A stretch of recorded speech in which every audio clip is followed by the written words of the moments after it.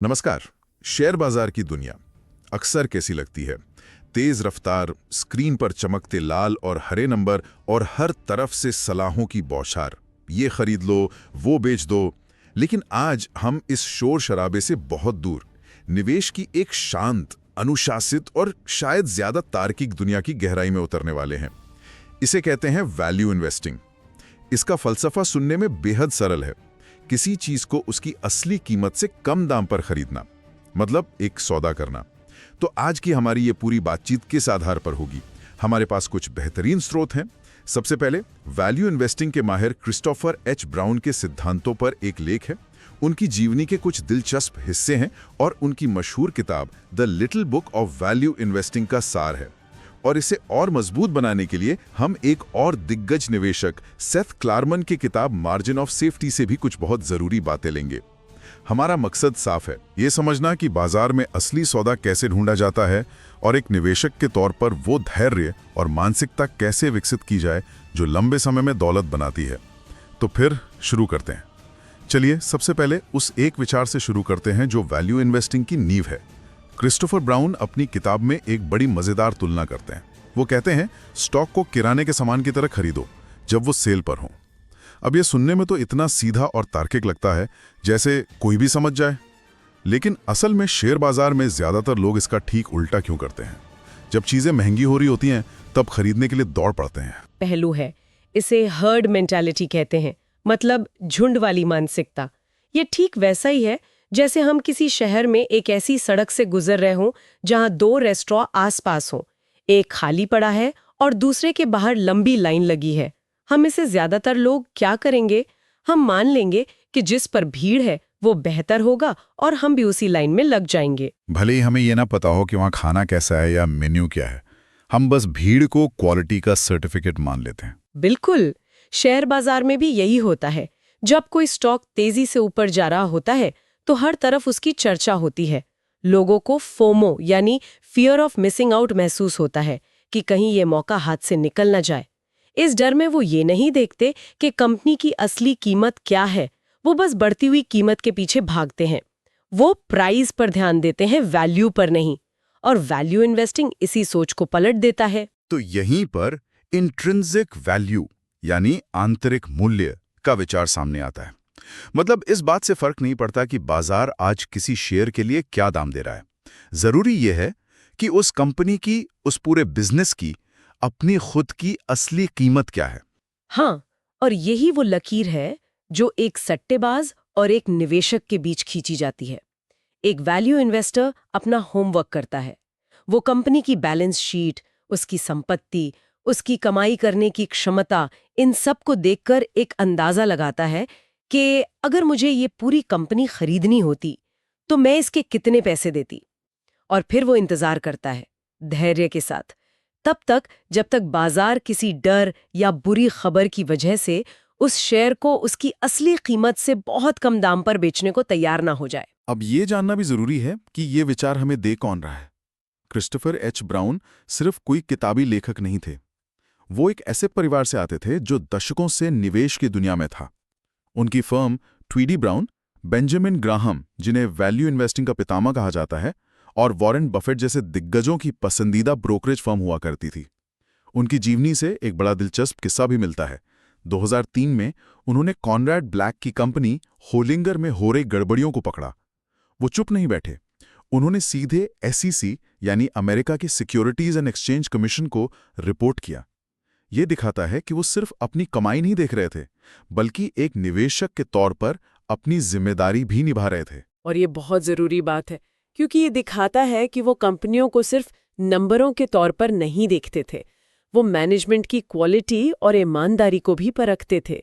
एक सच्चा value investor जानता है कि अगर मैनेजमेंट ही भरोसे के लायक नहीं है तो अच्छी बैलेंस शीट का भी कोई मतलब नहीं। और उनके तरीके काम करते थे, इसका सबूत उनके फंड्स के प्रदर्शन में साफ दिखता है। 1993 से 2009 तक एक लंबे दौर में उनके फंड्स ने लगातार बाजार के औसत रिटर्न को बड़े अंतर से पीछे छोड़ा।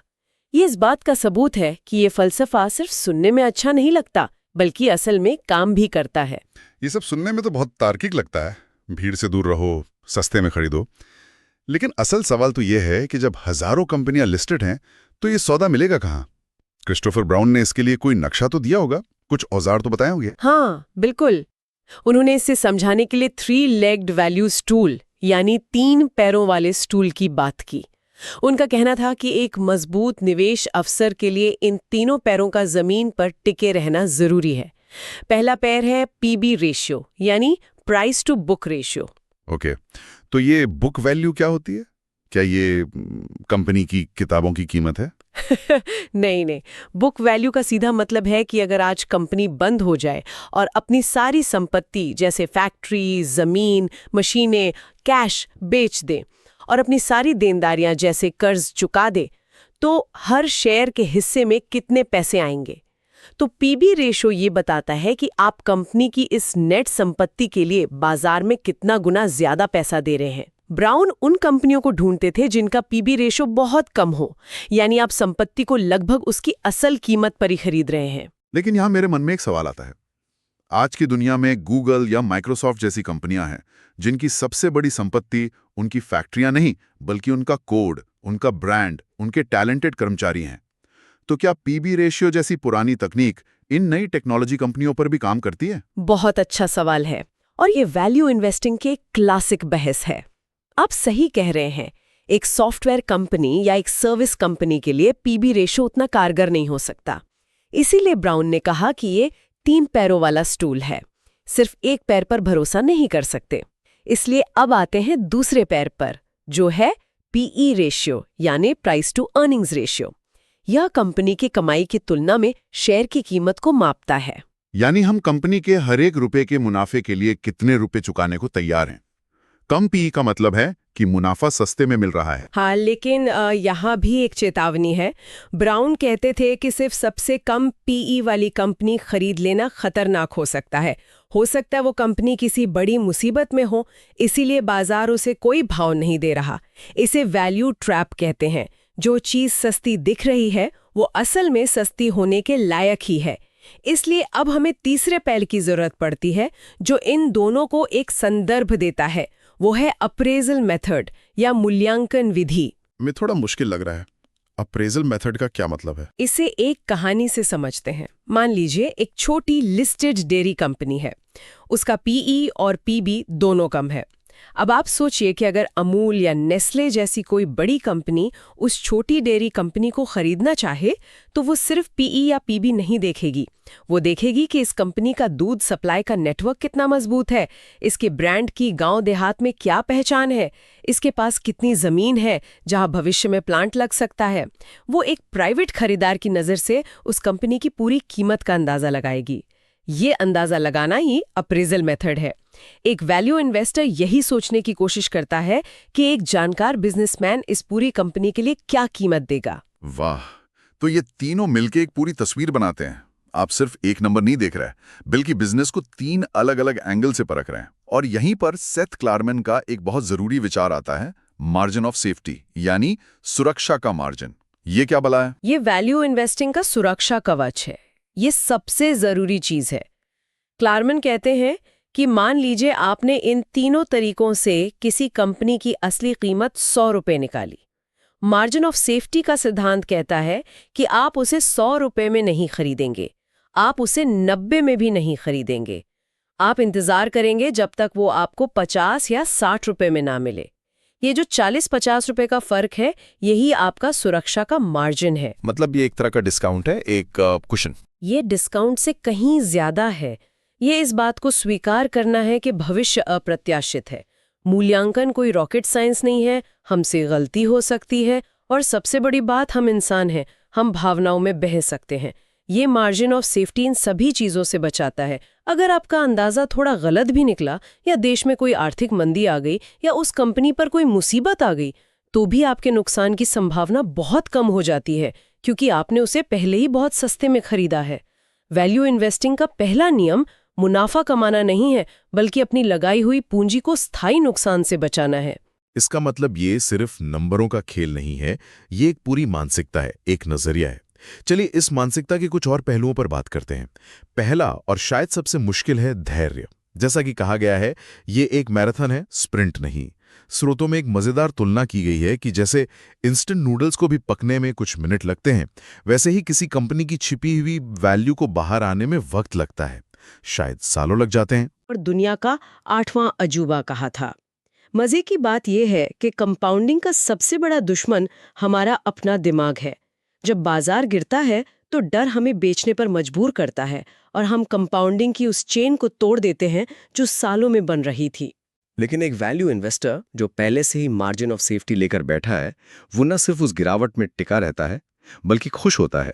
उसे वही अच्छी कंपनी और सस्ते दाम पर खरीदने का मौका मिलता है। वो अपनी कंपाउंडिंग की रफ्तार को और तेज कर देता है। इस मानसिकता का दूसरा गुण है सरलता। ब्राउन की सलाह थी कि उन बिजनेस में निवेश करो जिन्हें तुम आसानी से समझ सकते हो। सीधे साधे बिजनेस जिनके प्रोडक्ट्स या सर्विसेज की मांग हमेशा बनी रहती है। ये बहुत गहरी बात है। वॉरेन बफेट इसे सर्कल ऑफ कॉम्पिटेंस कहते हैं। अगर आप किसी बिजनेस को समझते नहीं हैं तो आप उसकी असली कीमत का अंदाजा कैसे लगा सकते हैं? और अगर आप कीमत का अंदाजा नहीं लगा सकते तो आप वैल्यू इन्वेस्टर कैसे बन सकते हैं? ब्राउन कहते थे कि बिस्किट बनाने वाली कंपनी या पेंट बनाने वाली कंपनी का बिजनेस समझना किसी जटिल बायोटेक कंपनी के भविष्य को समझने से कहीं ज्यादा आसान है। और इसी से जुड़ा है कॉन्ट्रेरियन होना, यानी भीड़ के खिलाफ चलना। जो चीज लोकप्रिय है वो लगभग कभी भी सस्ती नहीं होती। हाँ, एक सच्चा वैल्यू इन्वेस्टर अक्सर अकेला महसूस करता है। वो ऐसी कंपनियां खरीद रहा होता है जिनके बारे में बुरी खबरें चल रही होती हैं, जिन्हें कोई पूछ नहीं रहा होता। ये भावनात्मक रूप से बहुत मुश्किल काम है। अपने फैसले पर यकीन रखना जब पूरी दुनिया कह रही हो कि तुम गलत हो, इसके लिए बहुत हिम्मत और अनुशासन चाहिए। सौदे अक्सर उन्हीं धूल भरे कोनों में मिलते हैं जहां बाकी लोग देखना पसंद नहीं करते। अब एक बहुत ही व्यवहारिक और दिलचस्प टिप पर आते हैं जो हमारे स्रोतों में दी गई है। ये कहती है, अगर कुछ समझ ना आए तो देखो कि कंपनी के इनसाइडर्स यानी बड़े अधिकारी, प्रमोटर या डायरेक्टर क्या कर रहे हैं। इस इनसाइडर वाली बात से मुझे एक मशहूर निवेशक की कही बात याद आ रही है। शायद पीटर लिंच थे। उन्होंने कुछ ऐसा कहा था कि इनसाइडर्स अपने शेयर बेचते तो कई कारणों से हैं। उन्हें घर खरीदना हो सकता है, बच्चों की फीस देनी हो सकती है, पर वो खरीदते सिर्फ एक ही कारण से। क्या ये वही मनोविज्ञान है जिसकी बात हम यहाँ कर रहे हैं? आपने बिल्कुल सही पकड़ा। ये वही बात है। ये एक बहुत मजबूत संकेत है। क्यों? क्योंकि इन लोगों के पास कंपनी की वो जानकारी होती है जो हम और आप जैसे बाहरी निवेशकों के पास नहीं होती। वो कंपनी के रोजमर्रा के काम को, उसके भविष्य के प्लान्स को अंदर से जानते हैं। और जब ये लोग अपने खुद के, अपनी मेहनत से कमाए हुए पैसे लगाकर अपनी ही कंपनी के और शेयर बाजार से खरीदते हैं, तो ये एक तरह का कॉन्फिडेंस वोट है। मतलब वो अपनी कंपनी के भविष्य पर अपना पैसा दांव पे लगा रहे हैं। ठीक यही। वो दुनिया को बता रहे हैं कि उन्हें लगता है कि उनकी कंपनी का शेयर अभी अपनी असली कीमत से कम पर मिल रहा है और भविष्य में इसकी कीमत बढ़ेगी। ये किसी एनालिस्ट की रिपोर्ट से ज्यादा वजनदार संकेत हो सकता है, क्योंकि यहाँ सिर्फ बातें नहीं हैं, यहाँ उनका अपना पैसा लगा है। ये किसी सौदे को पहचानने का एक बहुत अच्छा शुरुआती बिंदु हो सकता है। तो आज की इस गहरी पड़ताल को अगर समेटें तो कुछ बातें साफ निकल कर आती हैं। स्टॉक को किराने के सामान की तरह खरीदो जब वो सेल पर हो। हमेशा किसी कंपनी की असली कीमत यानी इंट्रिंसिक वैल्यू को समझने की कोशिश करो और उस कीमत पर भी मत खरीदो, बल्कि उससे काफी कम दाम पर खरीदो, ताकि आपके पास हमेशा एक मार्जिन ऑफ सेफ्टी रहे। और सबसे जरूरी, मानसिकता। ये जल्दी अमीर बनने की कोई स्कीम नहीं है। ये एक अनुशासित, जोखिम से बचने वाला और धैर्य की मांग करने वाला दर्शन है। इसका मुख्य लक्ष्य, जैसा हमने कहा, अपनी पूंजी को हमेशा के लिए खोने से बचाना है। अगर आप नुकसान से बच गए तो मुनाफा अपने आप धीरे धीरे बन जाएगा कंपाउंडिंग के जादू के जरिए। और जाते जाते एक विचार आपके सोचने के लिए छोड़ जाते हैं। ब्राउन ने सलाह दी कि सरल व्यवसायों में निवेश करो जिनकी मांग हमेशा बनी रहे। बिस्किट,